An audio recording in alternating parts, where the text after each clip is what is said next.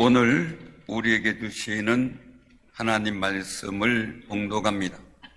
여호수아, 구약성경 여호수아 24장 14절에서 18절입니다.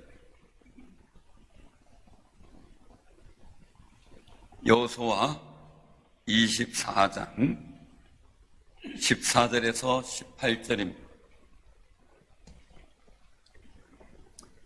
자, 봉독하겠습니다. 구약성경 357쪽. 그러므로 이제는 여호와를 경외하며 온전함과 진실함으로 그를 섬기라. 너희의 조상들이 강 저쪽과 애굽에 섬기던 신들을 치워버리고 여호와만 섬기라.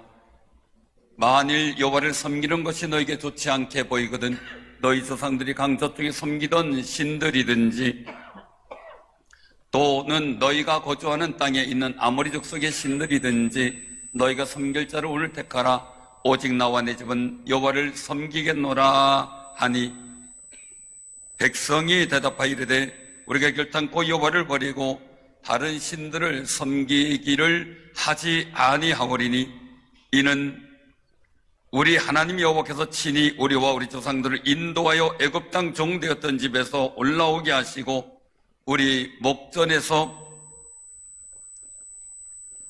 그 큰 이적들을 행하시고 우리가 행한 모든 길과 우리가 지나온 모든 백성들 중에서 우리를 보호하셨음이며 여호와께서 또 모든 백성들과 이 땅에 거주하던 아모리 족속을 우리 앞에서 쫓아내셨습니다.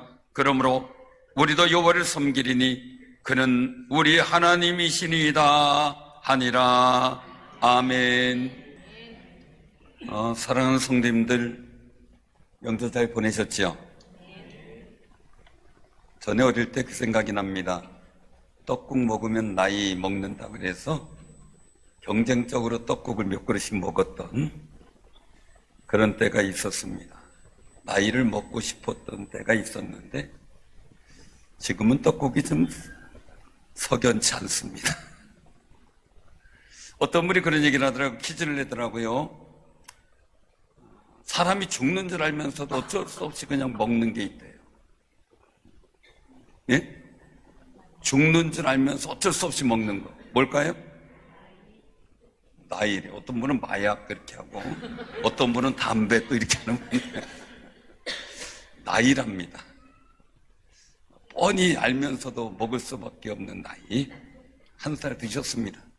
그러나 우리는 천국 가는 거룩한 은혜의 길이 있기에 행복합니다. 아멘.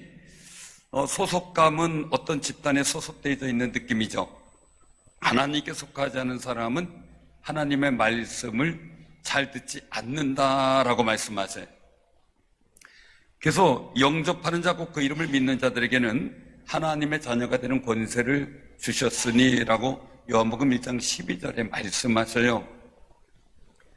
정말 하나님의 거룩한 자녀가 되는 소속감을 느끼며 살아가는 귀한 삶이 되시길 바랍니다. 우리 가족들 설날에 모였을 때 가족다운 소속감이 느껴지도록 해야 되겠죠. 그래야 자주 모이기도 하고 행복하니까요. 가족의 소속감을 못 느끼면 가족끼리 모인다는 게 참 힘들기도 하죠. 그래서 우리는 눈물로 가족 간의 소속감을 더 복되게 느끼게 하려고 기도할 수밖에 없는 겁니다.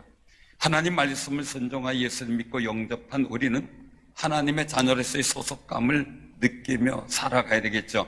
그 소속감은 하나님 말씀을 잘 들을 수 있는 믿음을 가지게 하죠. 자꾸 하나님 말씀이 들리고 그 말씀이 사실로 내게 받아들여지게 되는 겁니다. 세상이 시끄럽고 어지러워요. 복잡해요. 정보화 시대. 그러나 정보를 들어가 보면 엉터리 정보가 너무 많은 시대가 오늘날 시대예요. 엉터리 정보가 너무 많으니까 더 골라내기가 힘들죠. 이럴 때일수록 하나님과 예수님께 소속된 자로서 교회에 소속된 자로 하나님 말씀을 잘 듣고 성취하는 거룩한 믿음의 역사가 있기를 바랍니다. 자녀가 하나님께 소속감을 느끼도록 우리 만들어야 돼요. 자녀가 교회에 소속감을 느끼도록 만들어야 되고요. 자녀들이 잘 되게 하기 위해서는 또한 학교에 소속감을 느껴야 돼요. 그래 학교에 자꾸 가고 싶다 하는데 소속감을 못 느끼면 학교에 가기가 싫잖아요. 우리 자녀를 위해서 많이 기도하시기를 바랍니다. 우리 오늘 본문 15절에 보면 말씀하고 있어요. 이 여호수아의 일들을 통해서 멋진 고백이 나와요. 섬길 자를 택하라, 이 말씀이에요. 택하라. 그리고 분명하게 자신은 고백해요. 오직 나와 내 집은 여호와를 섬기겠노라. 할렐루야. 살아가는 성도님들도 이런 멋진 고백을 하는 귀한 신앙이 되시길 바랍니다. 여호수아 생애를 보면 한 1500년 전, 기원전입니다. 1500년경에 출생을 해요. 애굽에서 노예로 살았어요. 출애굽할 당시의 나이가 54세, 주전 1446년에 모세의 수종자가 되어 모세의 사역활동에 최선을 도와요. 최선을 다해 돕죠. 아말렉과의 전쟁을 지휘하면서 군대 장관으로서 승리하는 일들을 통해 지도자로서의 면모를 보였어요. 주전 1445년 55세 에브라임 지파의 지도자로 가나안 정탐꾼으로 선발이 돼요. 10명의 정탐꾼은 악하고 부정적인 평가를 하죠. 하나님과 모세를 원망하고 자신들이 여기까지 온 것에 대해서 비관을 합니다. 그러나 여호수아 갈렙은 다릅니다. 갈렙과 함께 우리가 정탐한 땅은 심히 아름다운 땅이다. 하나님이 우리를 기뻐하시면 인도하신다. 하나님의 언약을 믿고 거역하지 말자. 하나님이 우리와 함께 하신다. 하나님이 우리와 함께 하시면 우리가 이기니까 가나안 원주민들을 두려워하지 말라라고 민수기 14장 7절에서 9절에서 강력하게 외쳐요. 돌에 맞아 죽을 각오를 합니다. 이 일로 인해 야훼 하나님이 이스라엘 백성에게 벌을 내릴 때에 유다지파 족장 갈렙과 함께 하나님의 징계의 벌을 피한 유일한 두 사람이 되게 되는 거죠. 38년의 광야 생활 후 40년을 지나는 그 일들 속에서 이제 94세의 모세의 후계자로 임명이 됩니다. 그리고 95세에 하나님이 함께 하신다는 약속을 믿고 여리고성을 비롯하여 가나안을 정복해 나가기를 시작합니다. 그리고 오늘 본문 24장에서 이스라엘 백성들과 세겜에서 언약한 후 110세 되어 죽게 되고 딥나 세라의 장사가 됩니다. 가나안을 정탐했을 때 55세, 그리고 110세가 되어가는 본문의 때 55년의 기간이 넘는 일들 속에 하나님만 위하여 살았던 그의 모습을 보게 됩니다. 아니, 출애굽 때서부터 그 이전서부터 모세의 수종자로 열심히 도왔던 사람입니다. 그런데 이 여호수아가 이 본문 말씀을 선포할 당시 이스라엘 백성은 가나안 땅에 들어온 지 15년이라는 세월을 보냈습니다. 그동안 정복하고 싸워 이기고 하느냐고 정신없이 앞만 보고 달려왔습니다. 근데 이스라엘 백성들이 가진 하나님을 향한 믿음이 흔들리고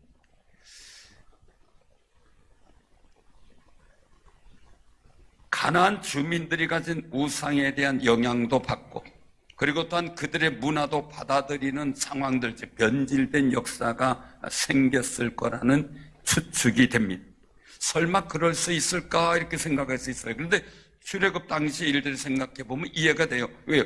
하나님은 이스라엘 백성을 구원하기에 애굽에서 10가지 재앙을 일으키셨고, 홍해를 육지같이 건너게 하셨고, 반석에서 샘물을 나게 하셨고, 만나와 메추라기를 통해서 먹이고, 또한 낮에는 햇볕이 뜨거우니 구름 기둥으로 가려주셨고, 밤에는 추우니 불 기둥으로 막아주셨습니다.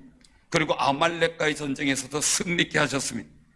그럼에도 불구하고 이 1년 사이라는 날 속에서 끊임없이 모세를 의심하고 원망하고 하나님께 원망하고 불평하고, 틈만 나면 우상을 섬기는 일을 서슴지 않았던 게 이스라엘 백성들. 우리가 그렇게 될까 봐 겁이 나죠. 모세가 십계명을 받기 위해 시내산에 올라간 40일을 못 참고 금송아지를 만들어 섬기며 범죄했던 백성들입니다. 한편으로 생각해 보면요, 이스라엘 백성이 요단강을 건너서 여리고성을 무너뜨리고 가나안 땅을 정복했을 때 얼마나 감격적이었을까 생각해 보면 가슴이 뛰게 되죠. 또한 하나님께서 앞으로 어떤 역사를 일으키실까 기대감이 넘치게 될 겁니다. 물론 거기에 대한 수고와 어려움도 있었겠지요. 그런데 중요한 건 그런 감격과 기쁨 속에서 이스라엘 백성은 그간 해나온 병폐들을 보면서 신앙의 나태에 빠집니다. 하나님께서 심판한 가나안 주민들의 문화, 우상을 섬기는 행태를 받아들였다는 그 일들 속에서 여호수아는 이스라엘 백성에게 분명한 위치에 설 것을 강하게 권고하는 겁니다. 제 딸이 다니는 교회 구역 이제 군인 교회인데 구역장님이 멋진 상을 당했어요. 그래서 명절 앞두고 그렇게 해서 근데 이제 조상을 가봤더니 동생이 교회를 다니고 있지 않았대요. 그런데 장례를 치르면서 엄마가 천국 가 계시니 나도 엄마 보기 위해서 예수님 믿고 천국 가서 엄마를 만나야 되겠다 라고 생각하며 교회를 나가기로 결정했다고 합니다.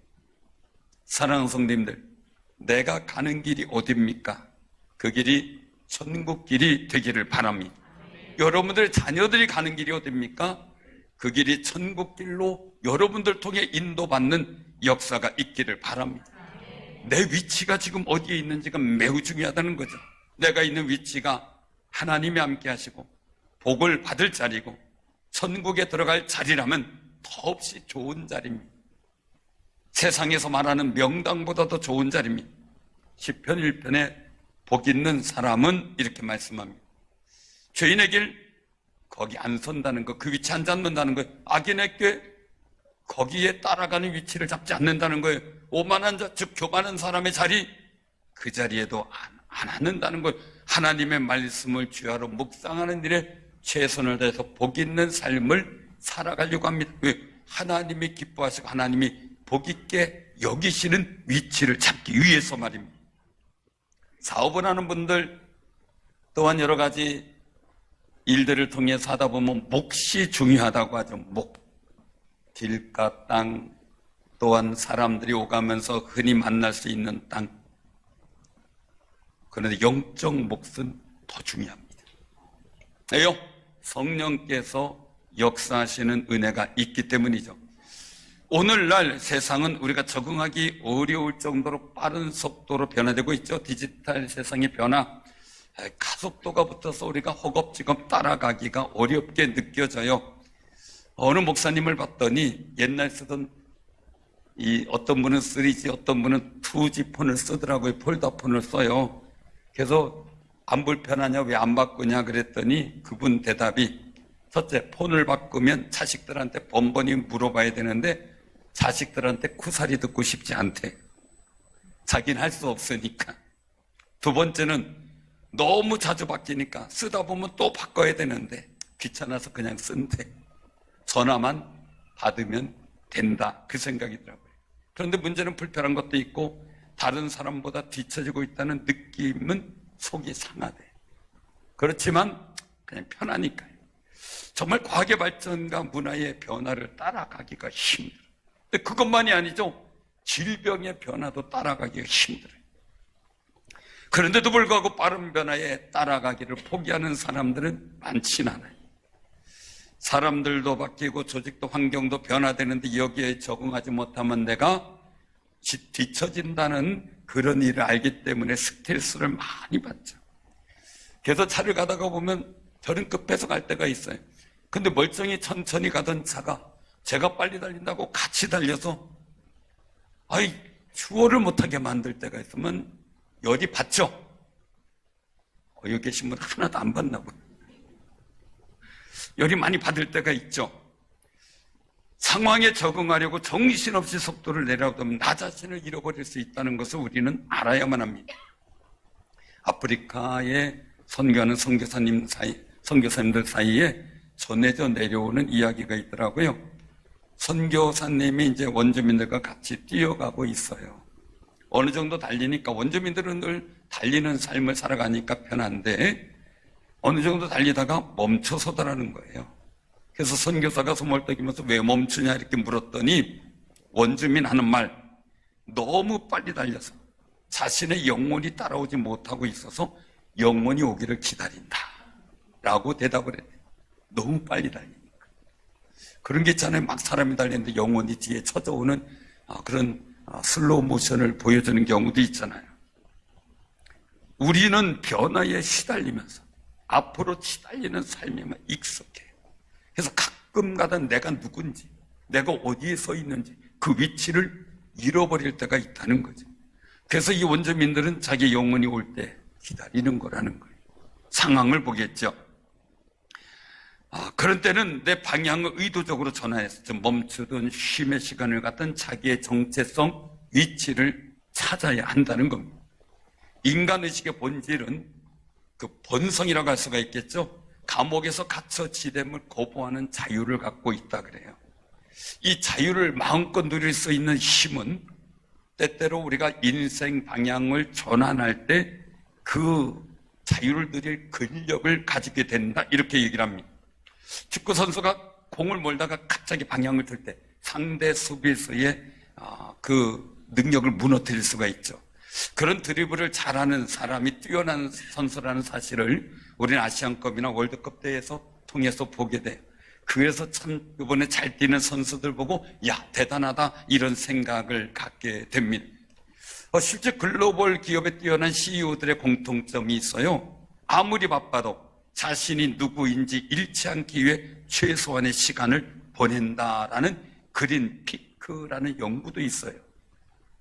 아무리 바빠도 내가 누구인지 내 위치, 그것을 확인하기 위한 최소한의 시간을 보낸다. 사람은 자기 에너지를 밖으로 표출해 가면서 자신을 잃지 않기 위해 틈날 때마다 자신의 내면 안으로도 달려가는 방향 전환의 자유를 만끽할 수 있어야 한다는 겁니다. 변화하는 세상에서 도태되지 않고 자신을 지키며 가치 있는 삶을 살아가기 위해서는 먼저 내 자신의 위치를 잃어버리지 말아야 한다는 거죠. 학생이라면 마음껏 놀아야 되겠죠. 열심히 그냥 게임도 해야 되겠죠. 그러나 공부라는 자기의 위치를 감당하기 위해서는 방향 전환이 필요하겠죠. 끊고. 우리 손녀를 교육시키는데 보니까 아이들 하는 퀴즈 유튜브 동영상이 막 나오더라고요. 너무 재밌는 것들이 많은가 봐요. 그것만 딱 주면 그냥 몰두하고 아주 그냥 고개도 안 돌려요. 그런데도 불구하고 야, 너 이거 30분 정해놔서 30분 딱 올리면 끄는 거야? 그래놔요. 그럼 30분 딱 해서 알람이 울리면은 잉 그러면서 꺼요. 끄는 거죠. 절제를 가리키는 거죠.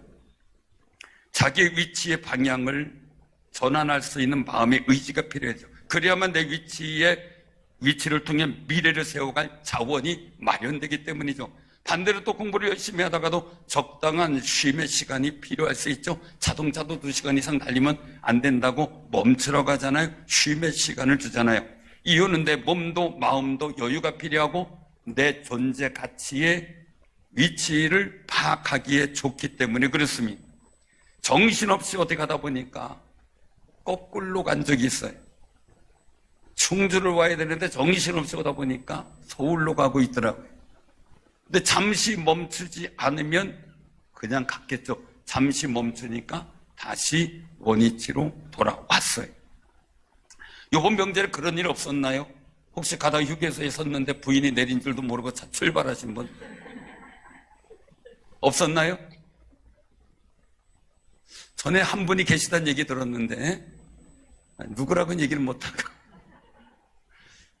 그런 적이 있다고 합니다. 막 한 번의 쉼, 달리다가 보면 잃어버릴 수 있어요. 그건 한 번의 쉼이라는 것. 마가복음 1장 35절에 보면 새벽 아직도 밝기 전에 예수께서 일어나 나가 한적한 곳으로 가서 거기서 기도하시더니 라고 기록되어져 있어요. 예수님도 가르치고 치유하고 상담하고 귀신 내쫓는 바쁜 일정 속에서도 새벽에 한적한 곳에 가셔서 기도하는 방향 전환, 본인의 하나님 아들로서의 위치를 다시 한번 재확인하는 시간을 가진 겁니다. 마가복음 6장 31절 33절에 보면 더 리얼하게 말씀하는데 오고 가는 사람이 많아 음식 먹을 겨를도 없음이라 라고 표현했어요. 근데 그럼에도 불구하고 예수님은 너희는 따로 한적한 곳에서 잠깐 쉬어라 라고 제자들에게 권고하면서, 그리고 예수님께서는 또 한적한 곳에서 기도하는 일을 쉬지 않습니다. 제자들이 배를 타고 예수님도 딴 곳 한적한 곳에 있는데, 그런데도 불구하고 많은 사람들이 고을로부터 도보로 예수님과 제자들이 있는 곳으로 달려와 먼저 도착하는 그런 상황들이 전개가 되는 시기 속에서 예수님은 한적한 곳을, 한적한 시간을 찾아 하나님께 기도하며 하나님의 아들로서의 위치를 재확인하고 있었다는 사실입니다. 사랑하는 성도님들, 마태복음 4장에 보면 예수님이 성령에 이끌려 마귀에게 시험을 받으러 광야로 가잖아요. 40일을 밤낮으로 금식을 하고 줄이셨어요. 제가 경험해서 본 말인데요, 40일 금식하고 나면요 배가 엄청 고파요. 세상에 다 먹을 걸로 보여요. 세상에. 예수님도 마찬가지였을 거예요. 마귀는 기회다 싶어서 얘기를 말, 내가 만일 하나님의 아들이거든 명하 이 돌들로도 떡덩이가 되게 하라 권합니다. 그런데 예수님은 돌들로 떡덩이를 만들지 않아도 하나님의 아들이십니다. 애써서 증명할 필요가 없습니다. 우리는 하나님의 자녀입니다. 애써서 증명할 필요가 없습니다. 누가 뭐라 그래도 하나님이 여러분들을 아들 삼아 주셨습니다. 주변에서 뭐라 그래도 증명할 필요가 없습니다. 천국을 보여달라고 증명해달라고 합니다. 우리는 증명할 필요가 없습니다. 성경에 기록된 대로 있다는 것이 증명입니다. 예수님은 말씀합니다. 기록되었으되 사람이 떡으로만 살 것이 아니요 하나님의 입으로부터 나오는 모든 말씀으로 살 것이라 라고 말씀을 통해 물리치십니다. 하나님의 말씀이 증거가 되고 증명할 능력이 된다는 사실을 기억하시기를 바랍니다. 머빈 르로이 감독이 제작한 코바디스라는 영화가 있습니다. 아주 저도 오래전에 본 영화입니다. 그때 눈물 흘리며 감동적으로 보았습니다. 그 중에 한 테마 중에 사도인 베드로가 로마의 핍박을 피해서 로마를 탈출해 아피아 가도로 가다가 예수님의 환영을 보게 됩니다.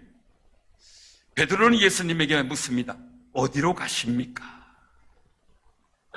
그때 예수님은 내가 버린 십자가 내가 다시 지려고 로마로 간다라고 말씀을 합니다. 정신이 번쩍 든 베드로는 로마에 가서 전도를 하며 죽음을 무릅쓰고 설교를 하고 감옥에 갇혀서 성도를 위로하다가 바티칸 언덕에서 십자가에 거꾸로 순교당합니다. 예수님을 본 베드로가 물은 말이 쿠어바디스 도미네 이겁니다. 쿠어바디스 도미네. 라틴어로 보면 주여 어디로 가시나이까 라는 뜻입니다. 이 말씀은 요한복음 13장 36절에서 예수님께서 잡히시던 날 밤 너희는 내가 가는 곳에 올 수 없다라고 말씀하는데, 그때 시몬 베드로가 얘기를 하기를 주여 어디로 가시나이까 라고 물은 이 말입니다. 예수님은 나의 죄를 용서받도록 하늘의 영광을 버리고 죄의 몸을 입으셨습니다. 이제 우리는 이번 주 수요일부터 사순절이 시작됩니다. 죄의 수요일부터 시작되면서 말입니다.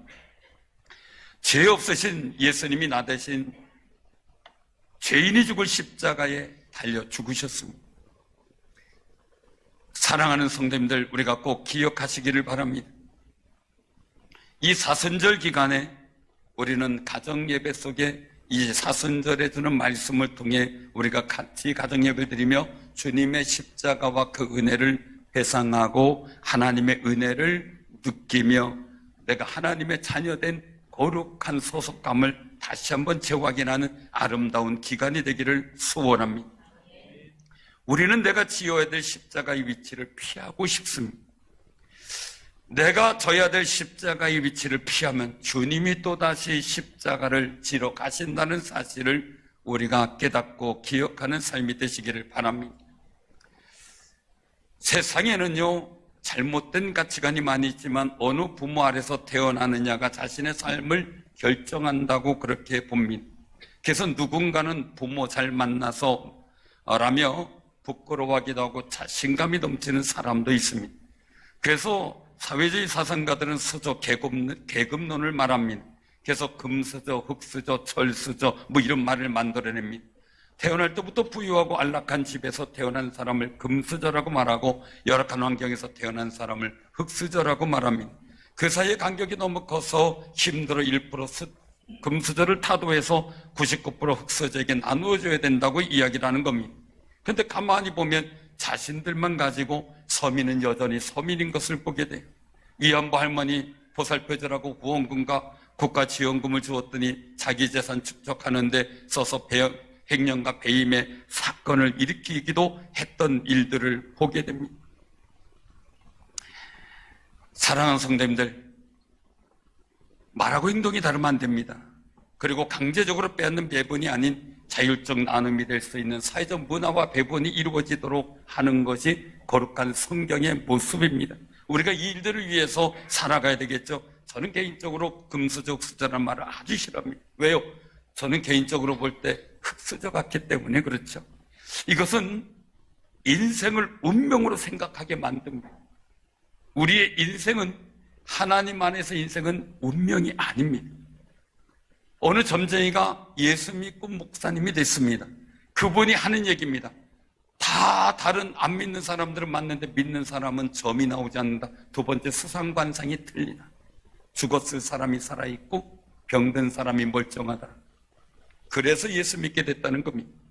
사랑하는 성도님들, 하나님 안에서 여러분들의 인생은 개척하는 겁니다. 아브라함이 저주받은 우상의 집에서 나와 복의 근원이 되고 믿음의 조상이 된 것은 그의 인생을 하나님 말씀 따라 믿음으로 개척했고 하나님 안에서의 자기 위치를 믿음으로 세워서 받은 하나님의 은총이었습니다. 목동 다윗이 하나님의 말씀을 믿는 믿음의 위치를 지키며 살아서 왕의 가문을 이루는 이스라엘의 왕이 되어버립니다. 요셉은 어떻습니까? 작은 족장의 집안입니다. 그 지방에서 강대국 애굽의 총리가 되는 인생으로 변화되었습니다. 하나님 말씀 따라 인도되는 인생이었습니다. 이들은 다 하나님이 함께 하시는 위치를 지키는 인생을 살았다는 것이 공통점입니다. 사랑하는 성도님들, 흙수저든 동수저든 은수저든 금수저든 상관없습니다. 모든 인생은 하나님이 함께하는 위치를 지키지 못하면 사망에 빠지고 지옥에 빠지는 존재에 불과하다는 것입니다. 우리가 예수님을 믿는 믿음으로 양자가 되어 아브라함의 후손이 되었습니다. 하나님을 아빠, 아버지라고 부를 수 있는 거룩한 하나님의 자녀가 되었습니다. 예수님 안에서 물과 성령으로 거듭난 우리가 하나님을 아버지라고 부르고 그 아버지를 섬기며 살아가고 있는 그 믿음의 위치를 지키는 것이 거룩한 영적 금수저인 줄로 믿으시기를 바랍니다.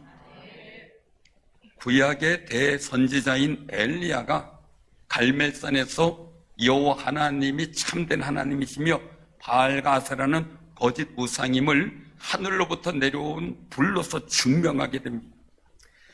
그런데 그 당시에 왕 아합왕의 아내인 이세벨은 회개하지 않고요, 불로서 하나님의 역사가 일어났다는 사실을 알면서도요, 엘리야를 죽이겠다고 위협을 합니다. 그 위협을 피해서 엘리야가 간 것이 열왕기상 19장 4절 말씀에 보면 스스로 광야로 들어가 하룻길쯤 행하고 한 노랫나무 아래서 죽기를 구하여 가로되 여호와여 넉넉하오니 내 생명을 취하소서라고 말합니다. 로뎀나무를 다른 말로 말하면 학자들은 흔히 얘기를 합니다. 자살나무라고 부르고 쌀이나무처럼 빗자루 만들기에 적당한 나무다라고 얘기를 합니다. 그늘이 되지 않는 나무. 로뎀나무 아래 들어간다는 것은 팔레스타인 사람에게 있어서는 가장 비참한 상태를 표현하는 용어라고 말합니다. 그런데 그때 선사가 나타나 숯불에 구운 떡과 물병을 줍니다. 엘리야는 국수를 먹고 마신 듯 또 잠을 자는데 선사가 또 깨워서 보니 눈을 떠보니까 음식이 준비되어 있습니다. 그리고 그 음식을 먹고 힘을 내어 하나님의 산 호렙에 이르게 됩니다. 이런 연유로 로뎀나무는 절망에서 소생케 하는 휴식의 상징으로 의미를 부여하는 일들도 있게 됩니다. 중요한 것이 있습니다. 우리는 로뎀나무처럼 쓸데없는 나무를 쓸지 모릅니다. 그늘도 못 만들고 절망적인 사람들이 찾아오는 존재였을지도 모릅니다. 그러나 그런 죽음의 위치, 절망의 위치에서 예수님을 만나고 하나님 말씀을 들음으로 복된 인생으로 바뀌는 분들을 너무 많이 봅니다. 그 아름다운 모습이 여러분들 통해서 이루어지기를 하나님께서 바라시고 계신다는 사실을 믿으시기를 바랍니다. 절망적 로뎀나무가 절망을 소생케 하는 로뎀나무로 바뀐 것은 하나님의 임재 때문이었습니다. 주의 말씀이 임한 것이었습니다. 우리도 절망적인 상태에 빠질 때가 있습니다. 정말 내가 외롭고 고독할 수도 있습니다. 그러나 내가 선자리가 하나님과 함께하는 위치라면 상황은 달라질 줄로 믿으시기를 바랍니다. 열왕기상 19장 9절에 보면 엘리야가 호렙산의 한 굴에 들어가서 머물고 있었습니다. 힘으로도 호렙산으로 갔더니 굴이 있습니다. 거기에서 여호와의 말씀이 엘리야에게 임합니다. 엘리야야, 내가 어찌하여 여기 있느냐? 엘리야는 내가 만군의 하나님 여호와께 열심히 유별하오니 이는 이스라엘 자손이 주의 언약을 버리고 주의 제단을 울며 칼로 주의 선자를 죽였음이오며 오직 나만 남았거늘 그들이 내 생명을 찾아 뺏으려 하나이다 하고 2번씩이나 절망적인 상황을 말합니다. 열왕기상 19장 10절에 14절 사이에 하나님께서는 엘리야 앞으로 지나가십니다. 그런데 크고 강한 바람이 바위를 가를 정도입니다. 거기에도 주님이 보이지 않습니다. 바람 후에 지진이 발생했습니다. 그런데도 하나님이 보이지 않습니다. 지진에 불이 막 일어납니다. 그런데도 거기에 여호와께서 계시지 않습니다. 그리고 세미한 소리가 들립니다.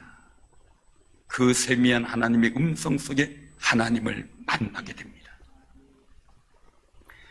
사랑하는 성도님들, 세상이 복잡합니다. 많은 일들이 벌어집니다. 그러나 세미한 음성 속에 들려주시는 거룩한 하나님의 은혜를 경험하는 귀한 역사가 있기를 바랍니다. 하나님은 엘리야에게 말합니다. 엘리야야, 내가 어찌하여 여기 있느냐? 위치가 잘못됐다는 겁니다. 자신의 열심만 생각했지 하나님을 만나는 한적한 장소와 시간을 갖지 못한 생긴 영적 탈진이었던 겁니다. 그래서 생명의 길을 찾지 못하고 죽으려고 하는 로뎀을 찾았던 것입니다. 사랑하는 성도님들, 우리가 있는 위치가 어디입니까? 우리는 그 위치를 바로잡기 위해서 2023년에는 성경 읽기를 해서 여러분들이 동참하고 함께한 일들 속에 하나님께서 놀라운 열매와 은혜를 주셨고 앞으로 주실 줄로 믿습니다. 이제 2024년 올해는 고넬료 가정 담기 프로젝트를 하게 된 것입니다. 매우 우리 가족이 함께 하나님이 함께 하시는 거룩한 위치를 찾아가기 위해서입니다. 애굽에 놓였던 여호수아는 모든 사역을 마치고 자신을 정리합니다. 오직 나와 내 집은 여호와를 섬기겠노라. 본문 15절에 자신의 위치를 정했습니다. 오직 나와 내 집은 여호와를 섬기겠노라. 그런 여호수아의 위치를 보고 기뻐하신 하나님은 가나안 땅을 정복하기는 리더가 되게 하셨고 민족의 위대한 지도자로 남게 하는 하나님의 거룩한 역사를 만들어 가셨습니다. 엘리야의 절망적인 일들 속에 세미한 음성을 들은 엘리야에게 하나님을 만나 주셨고 하나님은 그에게 새로운 사명을 통해 나라의 역사를 새롭게 적어가도록 만들었습니다. 사랑하는 성도님들, 이번 설날에 예배드리며 우리의 위치를 바로 잡으셨을 줄 압니다. 여러분들 가정과 자녀의 위치가 바로 잡혀 하나님께서 여러분들 유익하게 하고 여러분들 자녀를 복되고 유익하게 하는 거룩한 은혜의 역사를 만들어 가시기를 주님의 이름으로 축원합니다.